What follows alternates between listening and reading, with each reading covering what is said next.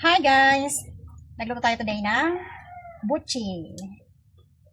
Ganito lang ako magluto ng butchi, mami. Pag ganitong lumulutang na siya, dapat halo ng halo, huwag titigilan sa kakahalo para maging pantay yung kanyang pagkakaluto.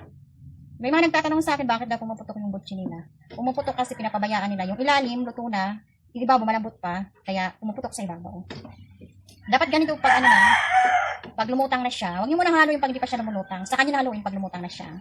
Tapos antayin niyo lang hanggang sa mag-golden brown na siya. Yung medyo, pag ginanyan niyo siya, parang matigas siya. Kasi hindi na yan mayuyuki. Itong aking recipe, marami, simpleng-simple lang. Hindi ako gumagamit ng hot water, hindi ako naglalagay ng mashed potato. Normal water lang, glutinous, sugar, and powdered milk. Ganun lang ako, marami, pero napakasarap yan. Cheese butchi lagi ako, marami. Minsan kasi napamahal tayo pag naglalagay pa tayo ng mashed potato or mashed kamote. Mahal ng kamote kaya, mahal ng kilo. Kaya, simplihan lang natin. Kasi masarap lang din naman. Ganito lang, mami, malapit na siya maluto. Huwag niyong tatantanan sa kakahalo.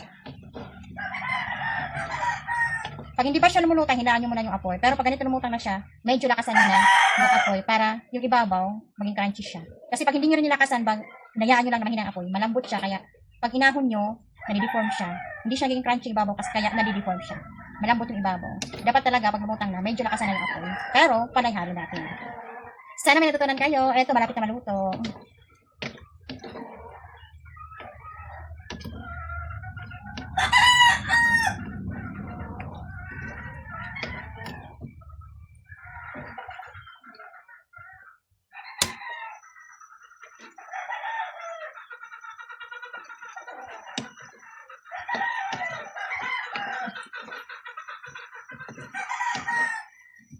Ito, mararamdaman nyo na luto na siya. Parang matigas na siya pag hinahalo.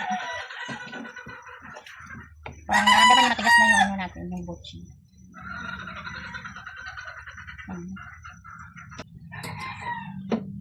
Tutunog ito pag nilagay natin ito. O, diba? Sinyalis na crunchy na yung kanyang ibabaw. Pag ganito yung tunog niya. O, diba? Kasi kung hindi yung crunchy ang ibabaw, hindi ganyan yung tunog niyan. Isa rin yan sa palatandaan ko. O, diba? Crunchy yung ibabaw, pero malambot siya. Pag pinagat nyo, chewy siya. Crunchy yung ibabaw. Kaya mas masarap sa butchi bagong luto.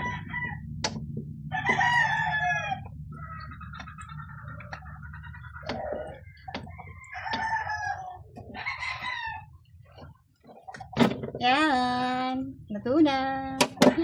Sana may natutunan kayo. Marami akong recipe.